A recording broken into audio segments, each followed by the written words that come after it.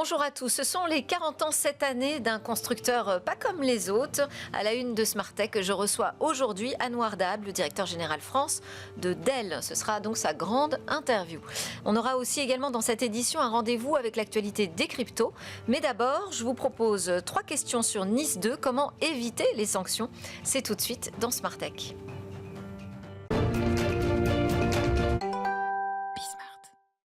Alors voilà, l'échéance approche et il va falloir prendre les bonnes mesures pour être conforme à cette nouvelle législation sur la cybersécurité. Bonjour Pierre-Antoine Failly-Crawford. Bonjour Delphine. Vous êtes responsable de l'équipe réponse à incident chez Varonis, entreprise de la cybersécurité. Je fais un rapide rappel de cette directive NIS 2, donc sur la sécurité des réseaux et des systèmes d'information.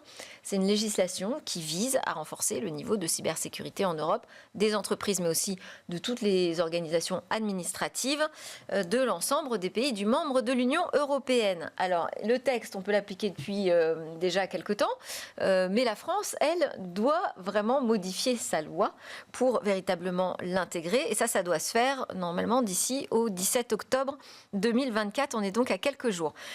Déjà, peut-être rappeler quelles sont les obligations qu'on trouve derrière NIS 2.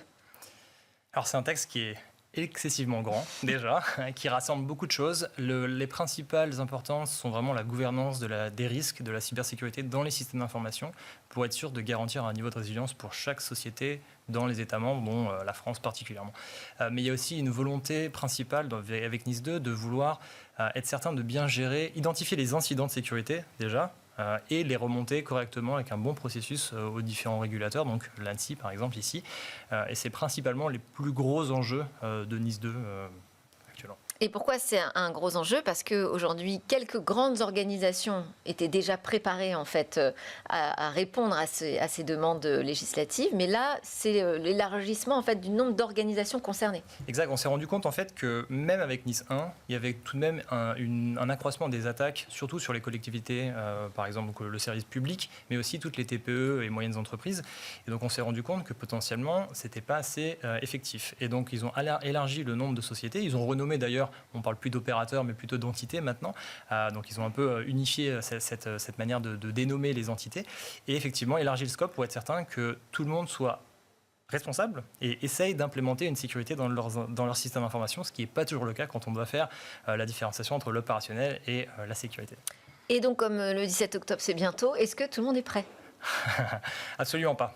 Pour être tout à fait transparent, alors toutes les sociétés ont déjà un minimum de maturité sécurité, donc toutes ces sociétés-là auront une facilité, on va dire, de pouvoir implémenter NIS 2 dans leur système d'information.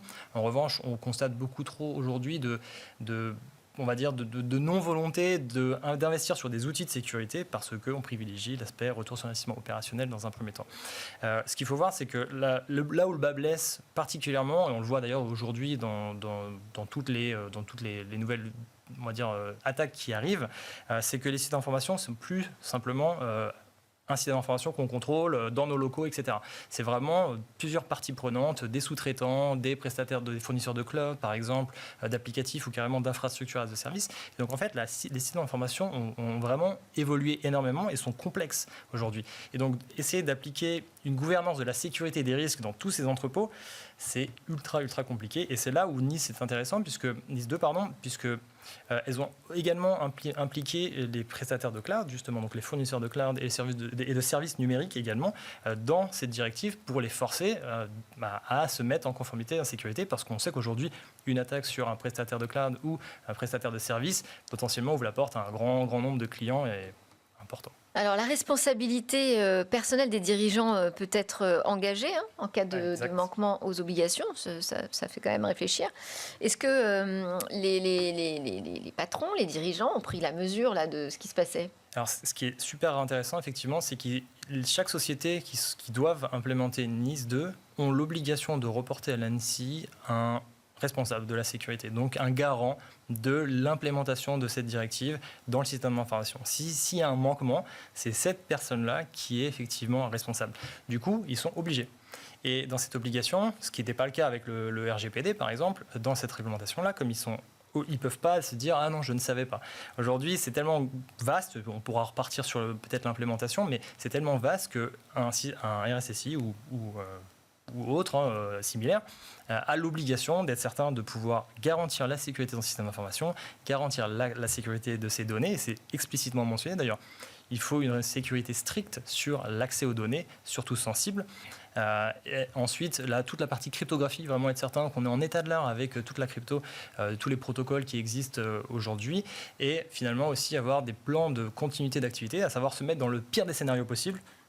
Il se passe un problème, qu'est-ce qu'on fait concrètement aujourd'hui? Est-ce que vous avez une élaboration? Et alors comment on évite, parce que mon sujet c'était un peu comment éviter le coup de bâton, la sanction, j'imagine que, alors déjà je ne sais pas si au 17 octobre véritablement on va adapter le droit français pour appliquer cette directive, parce que les échéances politiques ont été un peu chahutées, donc on verra déjà, et j'imagine qu'on aura un délai aussi pour s'y préparer, mais enfin qu'est-ce qu'on doit mettre en place selon vous en priorité? Chez les sociétés, c'est un outillage. Il faut être en capacité, au moins sur la partie protection des données, qui est un pan vraiment majeur dans NIS 2, d'être en capacité d'identifier les risques, quel que soit l'endroit où se situe la donnée, d'identifier où est ma donnée sensible critique à ma société, extrapoler les risques associés à cette donnée. Donc, est-ce qu'il y a un problème potentiellement à ces données, remédier ça automatiquement, et ensuite avoir, et ça c'est un point mais vraiment prépondérant dans NIS 2, avoir la capacité d'identifier justement toute l'activité qui arrive sur cette donnée et surtout d'identifier, on va dire, une action anormale ou malveillante sur ces données, donc détecter des incidents de sécurité. Donc, je vous ai demandé juste une première chose à faire, ça fait déjà beaucoup. Merci. Merci Pierre-Antoine Failly-Crawford. Je rappelle que vous êtes le responsable de l'équipe réponse à incident chez Varonis. Merci beaucoup. Merci Delphine.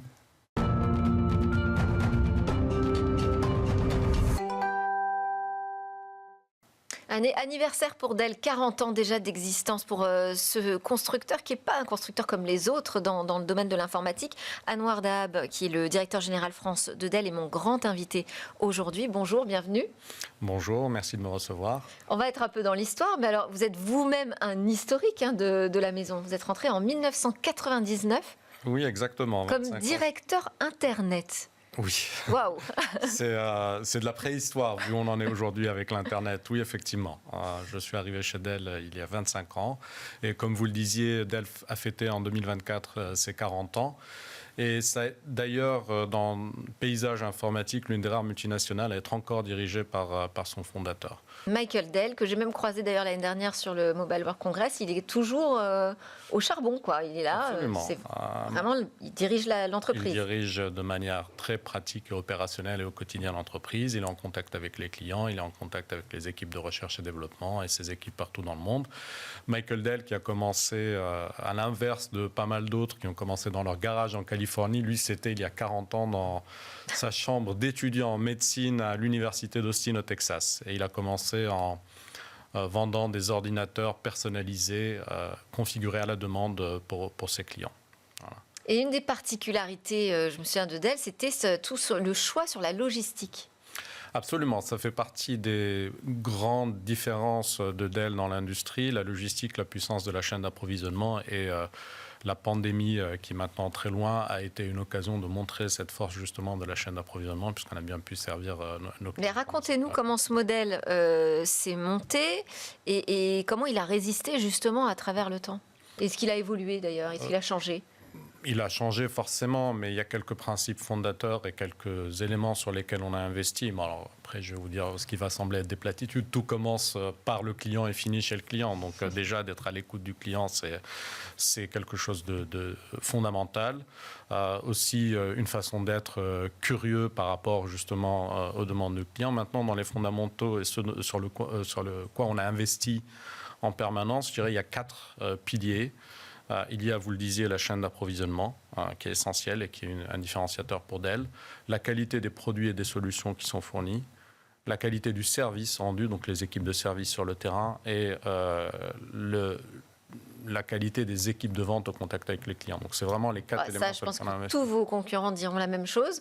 Mais plus précisément, qu'est-ce qui fait de Dell un peu un ovni quand même dans ce monde informatique? Je vous le disais, j'entends bien qu'on puisse dire la même chose, mais il y a des éléments factuels sur la chaîne d'approvisionnement, par exemple. C'est aujourd'hui, Dell est le plus grand acheteur de composants électroniques, puisque là où d'autres se sont séparés en plusieurs entités, on a fait le choix assez tôt d'être le fournisseur d'infrastructures informatiques de bout en bout des entreprises.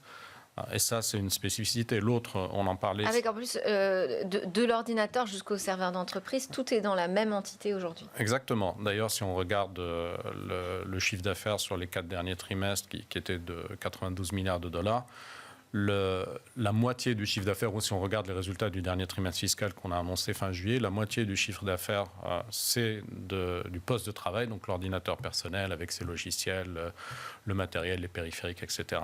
Et l'autre moitié, c'est l'infrastructure informatique pour les centres de données, qui va se décliner en puissance de calcul, donc les serveurs, et en matériel et logiciel de stockage et de sécurisation de données. Donc effectivement, le seul acteur, là pour le coup c'est une spécificité, le seul acteur qui concentre toute l'infrastructure informatique de bout en bout pour les entreprises. Alors, il y a eu quand même un petit creux, un petit coup de mou presque pour Dell. Michael Dell est sorti à un moment de l'entreprise.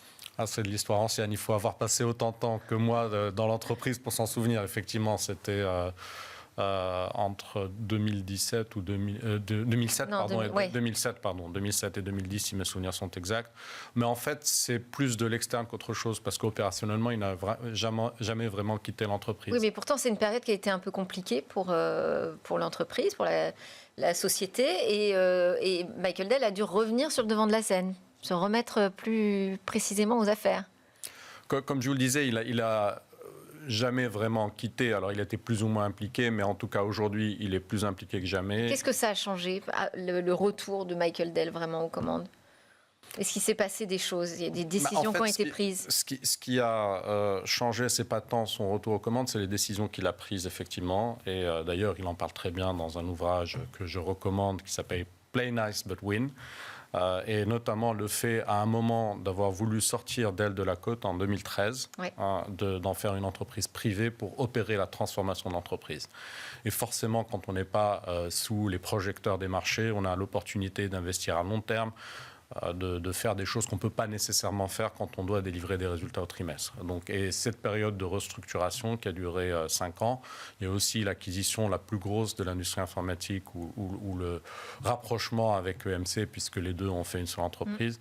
Donc c'est plutôt les décisions qu'il a prises et la manière dont l'entreprise s'est adaptée au changement, à l'environnement, qui ont fait qu'on en est là aujourd'hui et qu'on est le seul à faire de l'informatique de bout en bout sur la partie infrastructure et le leader mondial de loin sur l'infrastructure pour les centres de données, donc les serveurs et le stockage. Et alors là, bon, les résultats sont bons. La croissance, vous dites, est portée notamment par l'intelligence artificielle, notamment, principalement, enfin, que représente l'IA comme relais de croissance aujourd'hui ? Aujourd'hui, si on regarde les résultats du dernier trimestre, quasiment toute la croissance est venue de l'IA. Alors on va rentrer dans les détails, puisque sur les 25 milliards de dollars, donc la moitié c'était le poste de travail, l'ordinateur personnel, etc., qui était en léger déclin d'une année sur l'autre, avec les ordinateurs pour les entreprises qui sont le cœur de métier, qui, eux, ont eu le même chiffre d'affaires d'une année sur l'autre. La partie infrastructure pour centre de données, donc serveur et stockage, a eu une croissance de 38%. Et la puissance de calcul, donc les serveurs, une croissance de 80%. Et ça, c'est exclusivement l'IA. Ouais. Et vous pensez que ça va continuer ? Oui, je pense qu'on n'en est qu'au début de l'IA. Au même rythme, ou ça va s'accélérer même ? Je pense que ça va s'accélérer. En fait, il y a eu une progression dans les besoins d'infrastructures pour l'IA sur lesquels on pourra revenir si vous le souhaitez. Quand on vous regardez les résultats qu'on a annoncés, là c'est du très concret, on a annoncé un chiffre d'affaires donc sur les 25 milliards de 3 milliards de dollars qui étaient des serveurs pour l'IA. Et on a annoncé qu'on avait un backlog, donc un carnet de commandes de 3,8 milliards de dollars. Donc, et on a aussi annoncé qu'on avait un pipeline, donc visibilité sur des commandes à venir qui était à plusieurs multiples de ce qu'on avait vendu. Donc effectivement, ça va continuer, sans doute s'accélérer. Après, on peut revenir sur le type de client qu'on a là-dessus, puisqu'il y a une évolution. Alors, c'était ma question. Ouais. Très bien. Alors, donc sur le type de client. Oui. Alors, on a vu une évolution. Je dirais, il y a eu 2 étapes. Il y a eu d'abord, il y a eu un certain emballement, on va dire, et des projections un peu fantaisistes, mais comme toujours quand on a des nouvelles technologies. Mais l'IA est une vraie révolution de mon point de vue, c'est de l'ordre du structurel. Et ce qu'on a vu, c'est dans un premier temps plutôt des acteurs spécialisés. Alors les grands modèles de langage, on parle de ChatGPT évidemment, OpenAI, de Llama, de Meta. On parle de Grok, de XAI, c'est l'entreprise d'Elon Musk. Pour revenir en France, on parle de Mistral. Donc ces acteurs spécialisés et puis toutes les startups qu'il y a autour, parce que ça c'est les grands modèles connus, mais il y a énormément de startups IA, ça a été les premiers consommateurs d'infrastructures. Et d'ailleurs, dans les entreprises que j'ai citées, je ne vous dirai pas lesquelles, il y a un certain nombre de clients de Dell Technologies, donc, dont l'infrastructure est basée sur Dell. Donc ça c'était la première vague. Ensuite, il y a une deuxième vague qui est l'IA en entreprise, que j'appellerais l'IA privée. Et là, il y a eu une période d'expérimentation un peu brouillonne, où les entreprises se cherchaient un peu quels sont les cas d'usage, comment j'ai un retour sur investissement. Qu'est-ce que ça apporte ? Pour l'instant, visiblement, on n'a pas vu le retour sur investissement. Il n'est pas évident. Alors, j'ai vu une étude récemment qui disait qu'il y avait 10% des entreprises qui avaient un réel retour sur investissement de l'IA. Et c'était vu en négatif. Moi, je l'ai vu plutôt en positif en me disant c'est déjà 10%. Ouais. C'est-à-dire que pour une technologie qui est aussi jeune, finalement, d'avoir 10% des entreprises qui ont un retour sur investissement mesurable est une bonne chose. Ouais. Mais ça va arriver. Ça va arriver parce que, il y a des cas d'usage qui sont déjà évidents. Quand on regarde l'IA générative, je prends 3 ensembles de cas d'usage. Et là, c'est toutes les entreprises qui sont concernées. Le premier, c'est la création de contenu. Que ce soit du marketing, des documents juridiques, des documents financiers, des notices d'utilisation, des fiches produits. Créer ça avec de l'IA, on gagne énormément de temps. Donc ça, c'est un cas d'usage évident. Le deuxième, c'est tout ce qui est vente et après-vente, service aux clients. Des robots conversationnels, par exemple. Et le troisième cas d'usage est sans doute le plus répandu. Et le premier, c'est le code informatique. Donc là, c'est des économies tangibles, réelles chez les entreprises. Et là où je vous dis, c'est ce qui va... demande quand même à se réorganiser, donc qui représente aussi un coût. Bien sûr, ça représente un coût. Et c'est sans doute là qu'on est parti un peu trop vite. Oui. Sans réfléchir à une manière structurée d'aborder les projets d'intelligence artificielle en entreprise, sans réfléchir à ce qui est notre cœur de métier chez Dell, qui est l'organisation de la donnée. Parce que si je prends un Mistral, par exemple, pour rester en France, Mistral, enfin du moins j'espère, n'a pas été formé sur les centaines de milliers de contrats que j'ai émis. N'a pas été formé sur les données financières de mes clients, n'a pas été formé sur les centaines de milliers de conversations de services après-vente que j'ai avec mes clients. Donc il faut prendre un modèle du domaine public, l'alimenter, l'enrichir, lui donner du contexte sur mes données en entreprise, oui, de manière à pouvoir rendre un service à mes clients ou à délivrer plus rapidement et mieux et plus vite les tâches que je fais en entreprise. Donc, si vous voulez... Et ça, toute cette partie-là, justement, de nourrir finalement les algorithmes avec les bonnes informations, ça demande du temps, ça demande de l'investissement, ça demande des compétences. Exactement. Et c'est ce qui a été sous-estimé, c'est ce qui a été... C'est d'abord pour faire ça et aussi emporter toute l'entreprise avec soi, parce qu'on ne peut pas changer, c'est en ce sens que c'est structurel, ouais, on ne peut pas changer qu'une partie, il faut que toute l'entreprise suive. Et effectivement, ça demande des compétences, ça demande une approche structurée où on se pose la question des cas d'usage, on se pose la question de l'organisation des données, c'est très important, de la sécurité, des conditions d'accès, ouais, aux données, de les rendre digestes par l'IA, la gestion de projet, etc. Donc c'est effectivement ça où il y a eu une maturité qui s'est améliorée au fil des 2 dernières années, puisqu'on a tous découvert l'IA générative il y a presque exactement 2 ans avec ChatGPT, c'était en novembre 2022, ça semble loin, mais en fait, voilà, c'était il y a 2 ans. Et donc, la professionnalisation qu'il y a eu, la rationalisation qu'il y a eu au cours des 2 dernières années, c'est effectivement de comprendre toutes les implications d'un projet d'IA en entreprise, au-delà de l'effet waouh ou de bluffant des premières applications qu'on peut voir. Et je disais que vous êtes un historique de Dell, vous avez fait pratiquement toute votre carrière chez Dell, mais juste avant, vous étiez chez FranceNet. Oui, c'était bien longtemps. Eh ben oui, mais donc vous avez vraiment vécu l'arrivée d'Internet, finalement, dans les foyers, très concrètement, puis dans les entreprises. Est-ce que vous feriez un parallèle entre cette révolution du numérique qui est arrivée par le web et aujourd'hui l'intelligence artificielle ?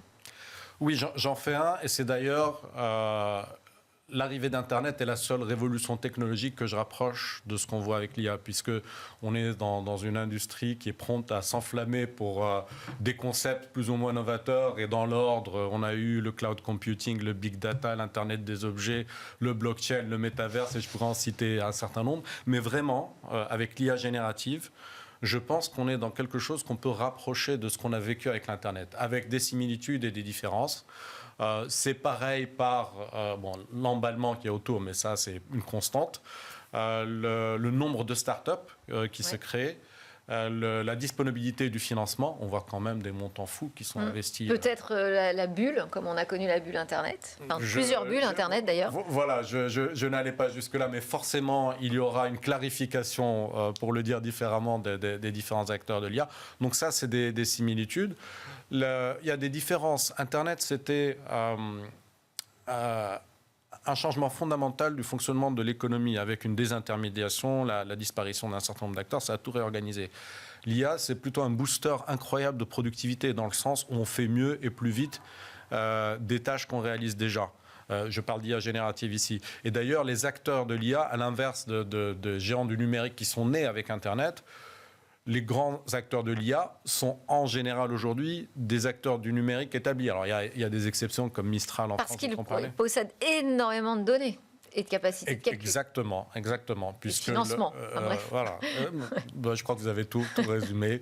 C'est effectivement les données, la capacité de calcul et le financement. Et pour en revenir où une entreprise comme Dell intervient là-dedans, les données, il faut les stocker, les organiser, etc. Dell, c'est le leader mondial pour faire ça. La capacité de calcul, les serveurs ont fourni ça. Mais effectivement, pour établir le parallèle, dans toutes les évolutions, les innovations qu'il y a eu, je pense qu'en termes d'amplitude, d'impact à terme, ce qu'on voit avec l'IA générative se rapproche de ce qu'on a avec l'Internet, plus que toute autre évolution technologique qu'il y a eu entre Internet, les débuts d'Internet. Vous aviez la gentillesse de rappeler que j'ai commencé avec l'Internet en France. Alors je vais vous dire, c'était en 93. Donc, même si on se souvient de l'éclatement de la bulle en 2000, mais en fait, les grandes années d'Internet, c'était entre 95 et 2000. Mais d'ailleurs, on se posait la question, quels vont être véritablement les cas d'usage? À quoi va servir le haut débit dans les foyers au départ quand il est arrivé? On s'est dit, tiens, ils ont le haut débit, mais qu'est-ce qu'ils vont en faire? Ce e-commerce, comment il va se développer? On était, comme avec l'IA, en train de s'interroger sur l'ampleur qu'allait représenter cette révolution et les vrais cas d'usage qui allaient être adoptés.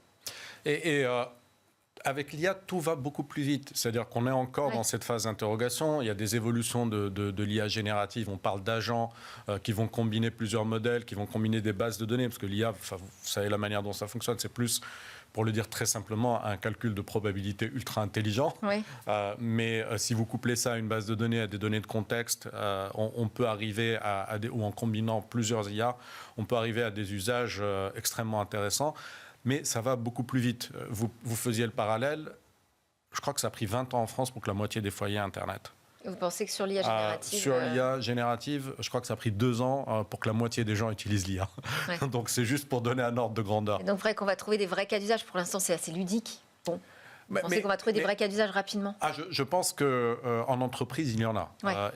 Je disais 10% qui ont un ROI réel. Si vous reprenez les 3, mais il y en a tellement, il y en a des dizaines, mais si vous reprenez les 3 ensembles que j'évoquais, la génération de contenu, l'aide à la vente, les robots conversationnels par exemple, ou le code informatique, là, c'est des cas d'usage concrets, réels aujourd'hui, avec des économies substantielles chez les entreprises. Merci beaucoup, Anouar Dab, d'avoir été mon invité. Je rappelle donc que vous êtes le directeur général de Dell France. Merci. Merci à vous.